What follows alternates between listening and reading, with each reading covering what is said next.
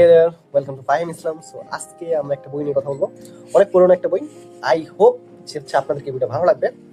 Apparently আমার একটা পছন্দের বই, অনুভূতির অভিধান, তাহসান খান। তাকে আমরা সবাই চিনি এবং এই বই নিয়ে আমরা আলোচনা করবো। I am excited. Okay, so তাহসানের বই নিয়ে হচ্ছে আমি আলোচনা করার আগে তাহসানের গান নিয়ে আলোচনা করছি। আপনারা কারা তাহসানের আলো গানটা শুনছেন? I think everyone. So Tahsan আমাদেরকে চমকে দেয় যখন সে প্রথম 2021-এ একটা বই পাবলিশ করে, সেটা হচ্ছে অনুভূতির অভিধান। এবং বিলিভ মি, এটা উত্তরবঙ্গ থেকে দক্ষিণবঙ্গ সব দিকে পৌঁছে গেছে। আমি ওই সময় উত্তরবঙ্গে ছিলাম। সো আমি এতটা কৌতূহল ছিলাম যে আমি বইটা তার বের হওয়ার সাথে সাথে পড়ে ফেলছি। তো আজকে আমরা তার কিছু অনুভূতি নিয়ে হচ্ছে আবিষ্কার করবো। আমি এর আগে এই বই নিয়ে অনেক কথা বলছি, আজকেও হালকা একটু কথা বলবো বই ঢোকার আগে। আপনারা যারা স্পয়লার চান না, এই বইয়ে থাকেন না। সো আই মিন এইখানে থাকেন না এই ভিডিওতে। ওকে, সো তাহসান এখানে তার 20টা অনুভূতির কথা শেয়ার করছে। দ্বিধা, কৌতূহল, বিস্ময়, আতঙ্ক, অহংকার, সমর্মিতা, অপমান, অনুশোচনা, আস্থা, অনুপ্রেরণা, সাধন প্রয়োগ, অভিমান, একঘেয়েমি, উদ্বেগ, বিভ্রান্তি, মুগ্ধতা, হতাশা, ঈর্ষা, সন্দেহ, মোনোকপসিস।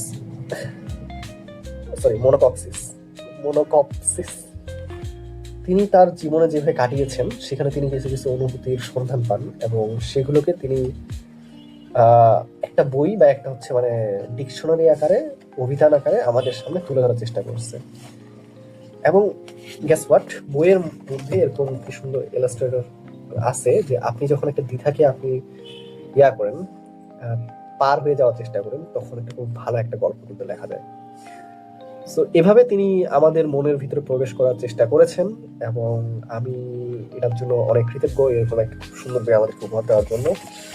আমি ভাবছি তাহসানের মতো একজন ব্যক্তিত্ব, তার হচ্ছে পার্সোনালিটি, তার হচ্ছে বিভিন্ন বিষয় দেখে যখন আমরা খুবই নিজেকে হচ্ছে রোমন্থন করতে পারি এক অন্য জগতে, আমি মনে করছি তিনি প্রোডাক্টিভ জাতীয় কিছু বই লিখবে, কিন্তু তিনি এই বইটা দেন এবং প্রত্যেক বইয়ের শেষে তিনি বেশ কিছু গল্প, বেশ কিছু ছন্দ দেয় এবং বেশ কিছু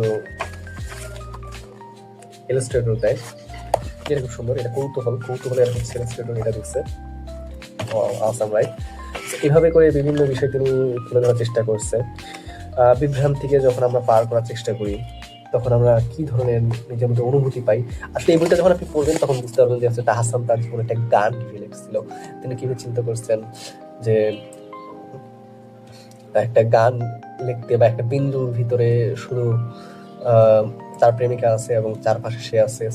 এই যে একটা মানে হচ্ছে মানে তার মস্তিষ্কটা কিভাবে কাজ করে আমরা এটা আবিষ্কার করতে পারি। সো আসলে এই বই নিয়ে আমি যদি কথা বলার চেষ্টা করি, এটা শেষ করা সম্ভব হবে না, সত্য কথা বলতে। কিন্তু এটা এরকমই একটা চমৎকার বই যেখানে তাহসান আমাদেরকে রোমন্থন করায় খুব চমৎকার কিছু অনুভূতির মধ্যে দিয়ে, এবং যেগুলোর প্রতি আমরা মনে হয় সারা জীবন কৃতজ্ঞ থাকবো। এখানে এমন কিছু স্টোরি শেয়ার করার চেষ্টা করে যেখানে তাহসান হচ্ছে ভয়ঙ্কর কিছু মানে হচ্ছে মুহূর্তের মানে হচ্ছে সম্মুখীন হয়েছিল বাংলাদেশে। এগুলো খুবই চমৎকার একটা মুগ্ধতার জন্য এই ইলাস্ট্রেটরটা ব্যবহার করা হয়েছে। এরকম এরকম খুব মজার বিষয় এখানে হচ্ছে তাহসান তুলে ধরছে। আমি মুগ্ধতার কয়েকটা লাইন যদি আপনাদেরকে যদি হচ্ছে পড়ে শোনার চেষ্টা করছি। শেষের হচ্ছে আমরা হচ্ছে প্যারাগ্রাফটা পড়বো, শেষের টুকু এই যে এইটুকু। বিরতির ফাঁকে ধরাধামে শেখে কার আগমনে মুগ্ধতা, কন্যা তুমি ধ্রুবক আমার স্থৈক বিমুগ্ধ বারতা। আই ডোন্ট নো, লাইক আমি এটা ফিল করার চেষ্টা করতেছি এবং আমি আপনাদেরকে চাচ্ছি যে আপনারা ফিল করেন।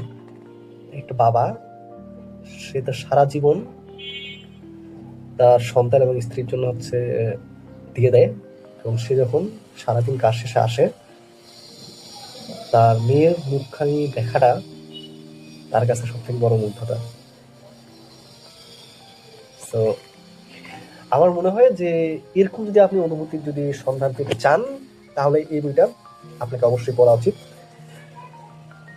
এবং এটার হচ্ছে হার্ড কপি আপনারা কিনতে পারেন, অথবা ইচ্ছা হলে আপনারা পেপার বুকও কিনতে পারেন। আমি জানি না যদি এটা পেপার বুক অ্যাভেলেবল আছে কিনা, কিন্তু আমার মনে হয় যে বাংলাদেশের যে কোনো বড় লাইব্রেরিতে গেলেই আপনি এই বই পেয়ে যাবেন।